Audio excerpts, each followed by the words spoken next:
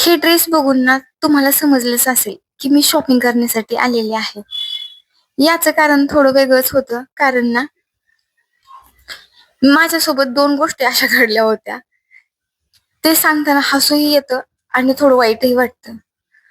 कारण मी ना महाशिवरात्रीचं पारायण दरवर्षी करते. यावर्षीही केलं, त्याचं शूटही केलं. पण ना ते माझ्याकडून ना व्हिडिओ स्पेस नसल्यामुळे पूर्ण माझा मोबाईल रिसेट मारावा लागला आणि त्यामुळे माझ्याकडचे जेवढे काही व्हिडिओ होते ते सगळे डिलीट झाले. आम्ही बाहेर गेलो तर काय, बाहेर बाल्कनीमध्ये झाडं ठेवलेली, तीही शेळीनं सगळेच खाऊन घेतली आणि येऊन बघितले तर काय, तेही म्हणजे सगळेच खाऊन घेतले होते. म्हणजे सगळ्या फांद्याच राहिल्या होत्या, पानं काहीच नव्हते. त्याच्यामुळं ते आणखीन वाईट वाटत होतं.